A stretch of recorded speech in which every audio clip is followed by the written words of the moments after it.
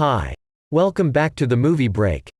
Today we are going to watch survival drama film called All Is Lost. Released in year 2013. In the Indian Ocean, the boatsman lying asleep below deck on his schooner, is suddenly jostled to consciousness by a horrifying crash.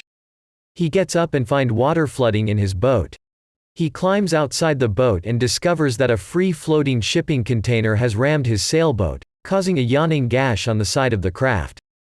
He tries to dislodge the container with metal rod, but heavy container didn't moves a bit. Then he goes inside the boat and brings sea anchor. With the help of the rope, he ties one end of the rope to container and other end to sea anchor.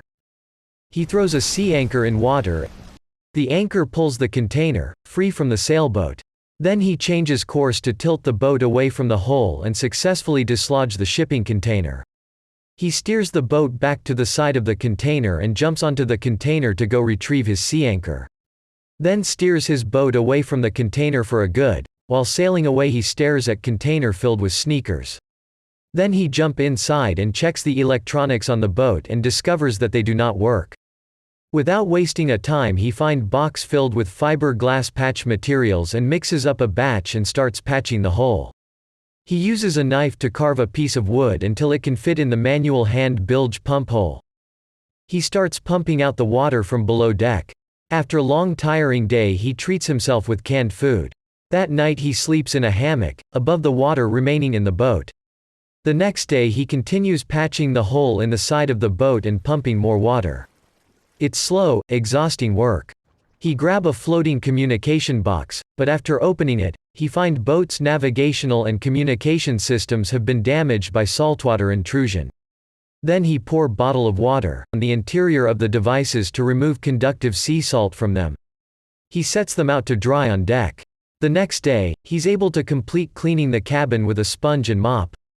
His fiberglass patch seems tentative, but at least keeps water out. He then drags one of the boat's service battery on deck and hooks it to his radio. The radio does not work. Angry, he goes below, and as he's looking through a book on celestial navigation, he hears someone speaking on the radio. He hurries back up on deck and makes SOS call. It doesn't appear to work before the radio goes dead. He still keeps trying by changing its frequency to catch a signal, but still didn't work. After his failed attempts, he retreats to the cabin where he pours himself a drink and cooks some food on stove. It begins to rain. He goes out on deck and enjoys washing off in a brief rain. He eats dinner, reads some of a book using a headlamp, and goes to sleep. Next day, he discovers a disconnected antenna lead. He climbs the mast to repair an antenna lead. He sees the dark clouds, a sign of oncoming tropical storm. He immediately descends to make preparations for it. He packs things away and even takes time to shave.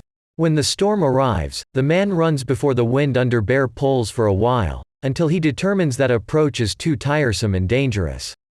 He returns below deck to put on a rainsuit. He intends to bring the boat into a hove to position and puts on a safety harness and starts crawling to the bow to hoist the storm jib. Suddenly, a large wave hits him and he is thrown overboard. He manages to hang on and pull himself back on board. Returning to the cabin where he vomits seawater and briefly collapses. The boat starts to list heavily, rolling completely over. He goes back out on deck and throws the sea anchor out. The boat does another 180-degree roll, knocking him overboard. He makes his way along the mast and gets back on deck just before the boat returns upright. The main mast has snapped and most of the equipment on board is destroyed. He cuts the mast loose, then goes back into the cabin and sees that the fiberglass patch has started leaking again. The boat lurches and he strikes his forehead on the bulkhead and falls unconscious.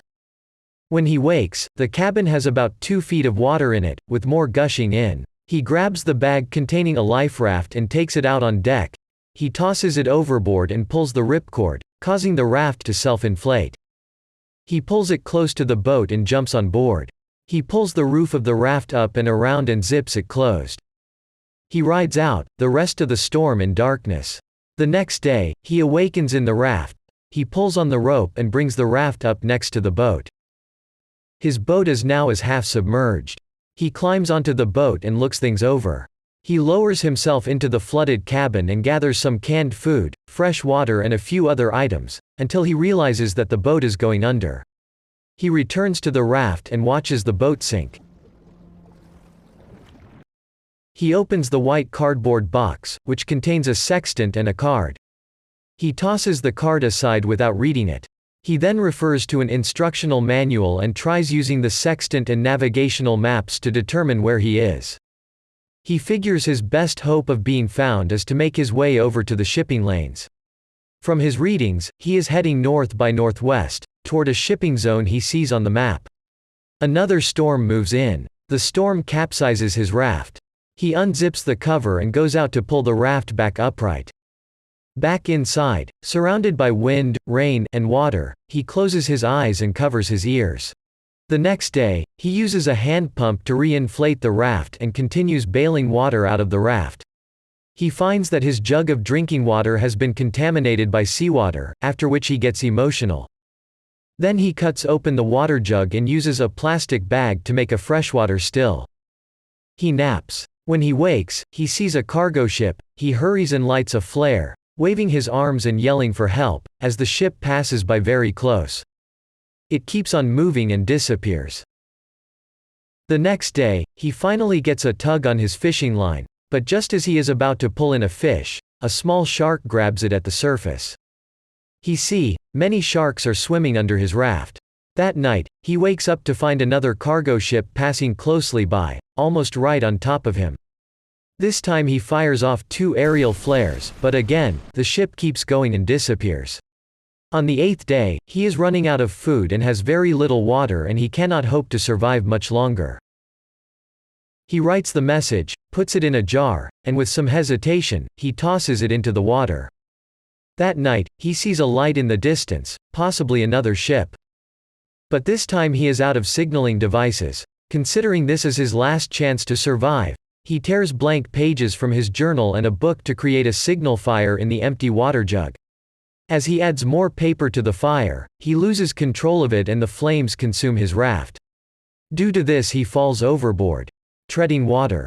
He looks up to the heavens, then stops swimming and lets himself sink, watching the raft burning on the surface above him. He then closes his eyes, ready to die as he sinks. He opens his eyes for last time and sees the hull of a boat with searchlights has arrived to investigate the fire. He swims back up to the surface. A hand reaches into the water to pull him up. This is all from today's video. Hope you enjoyed it. Subscribe to our channel for more videos like this.